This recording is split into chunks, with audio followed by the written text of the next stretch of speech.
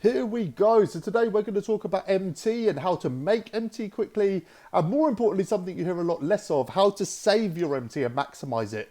It's just as important. And to understand all of this, you need to understand the psychology of 2K and the way that they kind of skim MT out of your hands, out of the community. They do it through tax, contracts, loads of different things. So I'm going to show you how to make MT quickly, and I'm going to show you how to save it and preserve it to make it sort of less necessary that you need to constantly generate MT. Before we get into that, guys, a huge thank you again. We've doubled our subs, over doubled our subs in a week. Things are going really well. We're a small channel, we're young, we're growing, and you know, we're trying to do what we can. Every sub helps. Still 75% of people who watch the videos aren't subs, so every sub that we get means a lot to us. It means a lot more than sort of the bigger channels. Right, getting back to the video. So I'm going to try and get through this quickly because there's a lot. I'm going to touch on 5 ways to make MT and then 5 ways to preserve MT.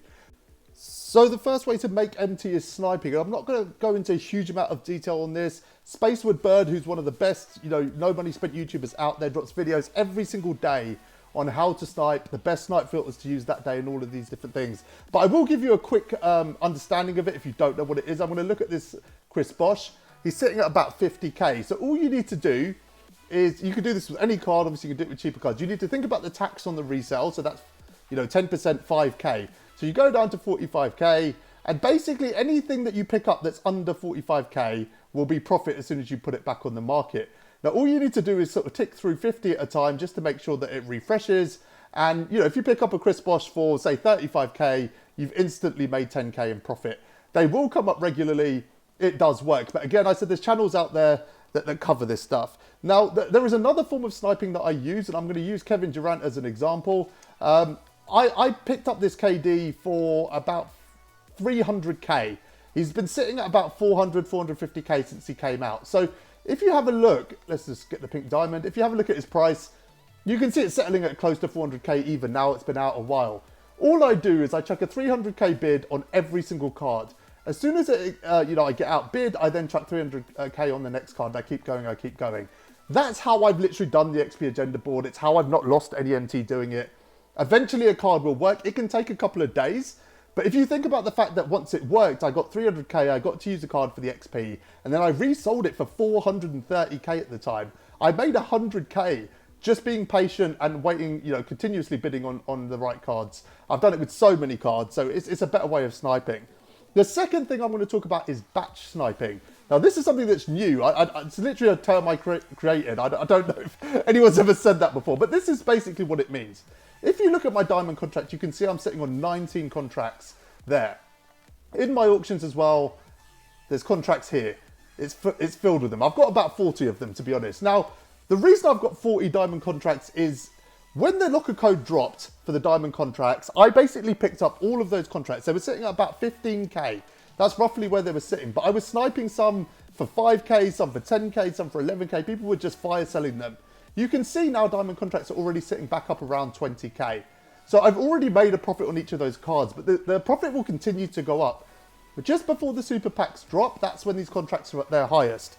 If I sell those cards then, I'll make about 10k, I think, on average on each card. So nearly 500,000 MT, just picking up diamond contracts a couple of weeks ago, sitting on them and waiting for the price to recover. And you just make a huge amount of MT. It's why I always have MT. It's why I never worry about it. Diamond shoes works as well. Just look at any moment, whether it's limited or TTO or a locker code or those challenges at the start of the season that give out free things. Anytime that, a batch of usually expensive things drops, badges, for example, if you pick them up then in like a batch of them and loads of them, they will recover in price when those locker codes become, sort of further away, and you'll be able to sell them for a huge amount of MT. And next up, I'm going to talk about Triple Threat Online. So Triple Threat Online wasn't as valuable before as it is now. It's very valuable now. If you run this board, you're going to make somewhere between 15 and 20k, and that's without any of the packs and everything else that you could get. Before, the 3-point shot MT wasn't there for a couple of months for some reason, which made this a lot less valuable, because even if you take a loss, I make MT. And you're probably saying, oh, don't you burn contracts, things like that? No, because I always make sure I've got diamond contracts on the 3 players that I use for Triple Threat Online.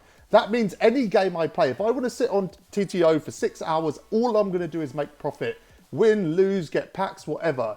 The other thing is selling the stuff that comes in those packs. So, you know, I'm no money spent. And I'll show you here quickly. If I go to my shoes, you'll see I've got tons and tons of shoes.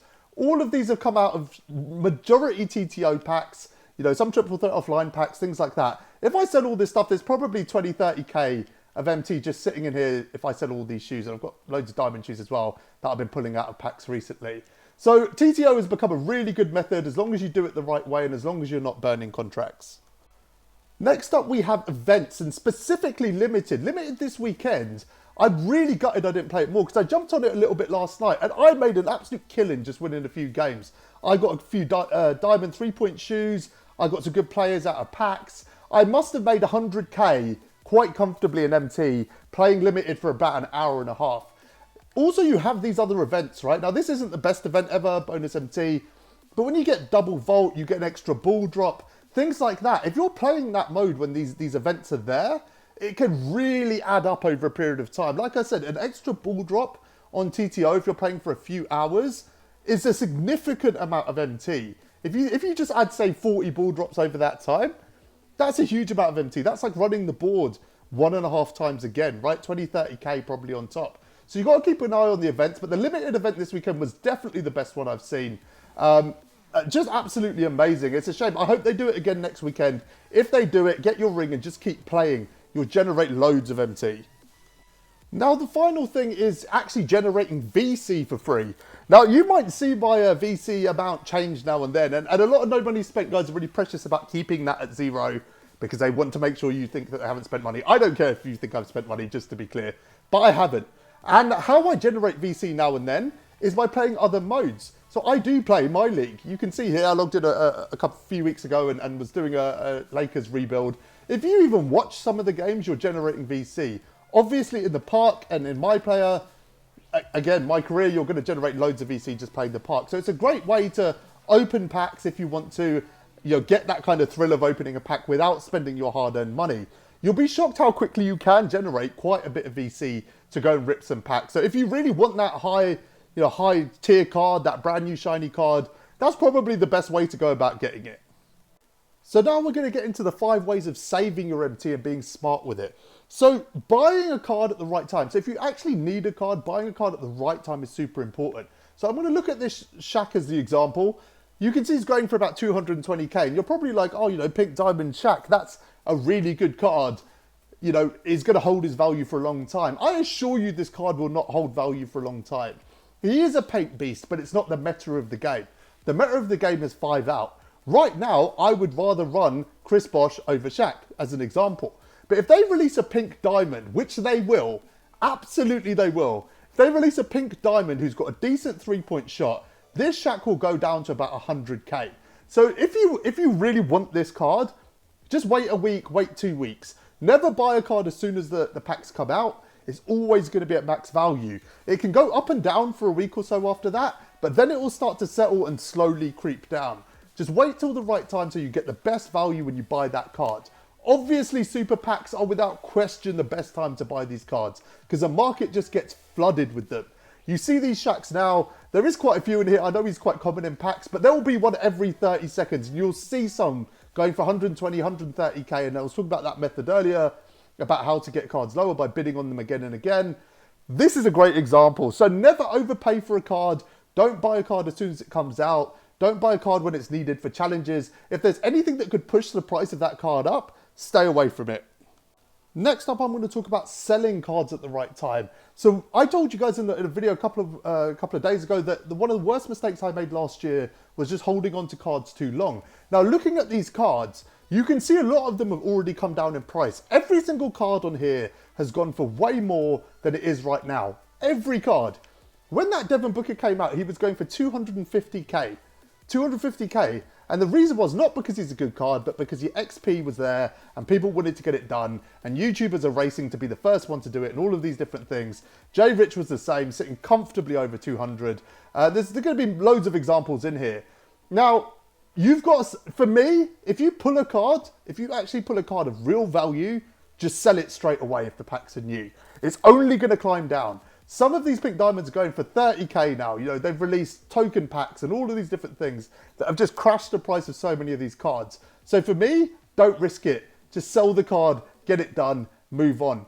You'll always be able to buy it back. Again, when super packs drop, you'll be able to buy the card back. But don't hold on to a card for so long. You can easily lose 100, 150, 200k by just holding on to a card a few days too long. So I would sell it, wait for the price to come down, and then buy it back. If you're holding on to a card that you really like, that's fine. If you want to keep using it and everything else, still think about it. I'm going to show you in my collection right now. I've got Zion at the moment.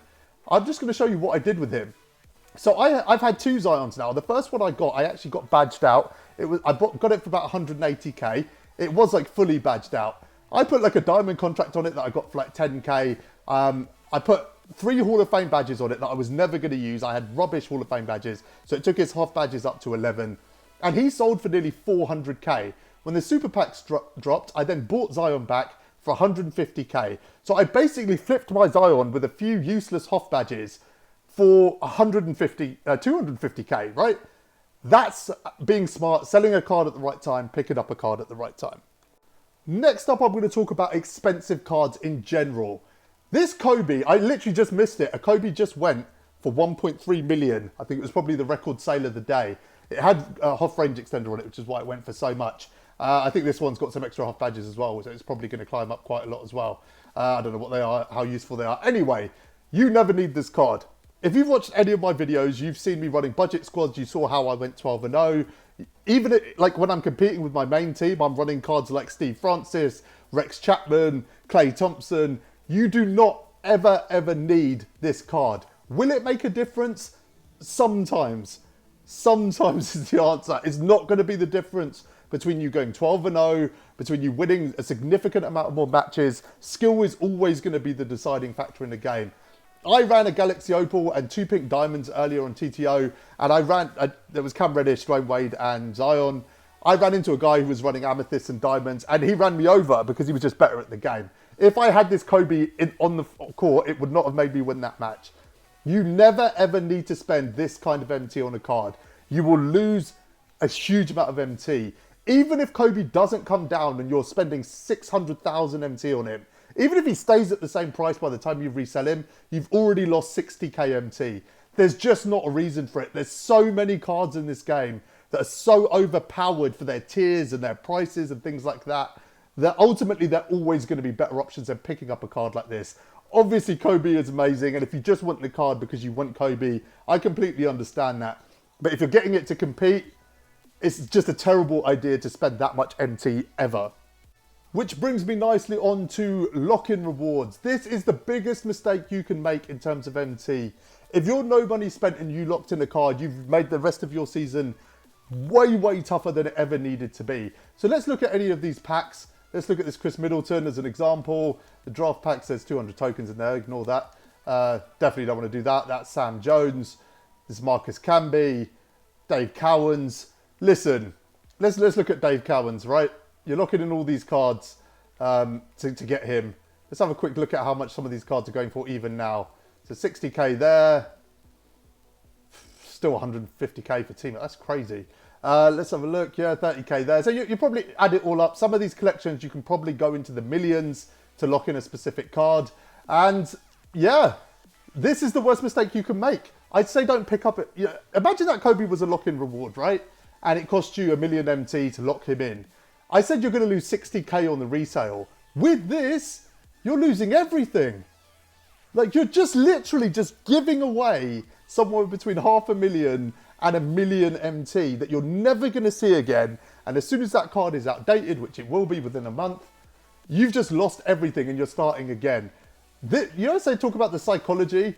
Like, it's really bad. This is the worst thing you can do. I did it last year and I regretted it. I did it with Thon Maker and I just couldn't believe how foolish I felt after I did it when all these new cards were coming out. A week later, I think he was outdated. And I was like, I literally just threw all my MT away for nothing. So never ever lock in a card. Never lock in a reward.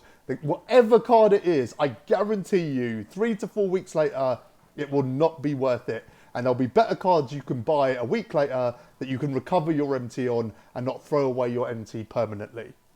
And the final thing is contracts and how to preserve them. Listen, you could burn a crazy amount of MT just using contracts on bench players and things like that you're never really using and aren't that important.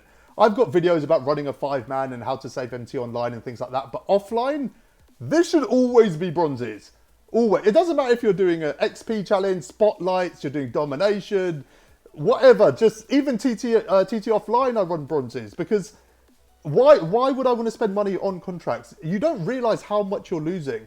You know, just to give sort of Iggy some contracts is 600 MT, or if you have a contract, 600 MT for 5 games. So 120 MT per player. Imagine that off the bench that you're burning every single game. Nearly 1,000 MT just to have 7 players on the bench. It's just pointless. So what I do is I just put in bronzes. They cost 40 MT to get 5 contracts. So it's costing me, you know, peanuts basically to run these guys off the bench. So anytime you see an opportunity to run bronzes on the bench that you don't need to run a main team, obviously I try to keep the players that have diamond contracts in, Zion, Cam and Dwayne. So I'm only paying for Iggy and Vlade's contracts here. So if I'm doing anything, like I said, domination, spotlights, anything like that, it's costing me very, very little. I'm guaranteed to make my MT back. But if you start overloading your bench, like Limited's another example, if you start overloading your bench, you're going to be burning about 1,000 MT a game just on contracts. That adds up to a lot. You think about how many games you play. Like I've played over 100 games of Unlimited. I've probably played 60 games of Limited. Spotlights, I've completed the domination. You add all of that up, I'm guaranteeing you, like for me, it's 1 million MT if I'd run a bench. Easily 1 million MT just on contracts, running sort of higher tier players on the bench. Use the bronzes to save yourself contracts. It's the ultimate skimming tactic by 2K. Don't fall into it. So that covers everything. Thank you for watching, guys. I hope that you find this helpful. MT is not something I ever struggle with. I always seem to have enough, and I try to be as smart with it as I can. I hope this helps you understand the psychology of why you might be losing MT and how you can go about gaining MT a lot quicker so you can complete challenges and do loads of things and have a squad that you really enjoy using. Guys, like and subscribe. Competition is still running. Catch my 10 mistakes new players video from a few days ago, and you'll see the competition running. We're announcing the winner on the 1st of January. We also have a rebrand coming, which is really exciting. But until next time, thanks for watching.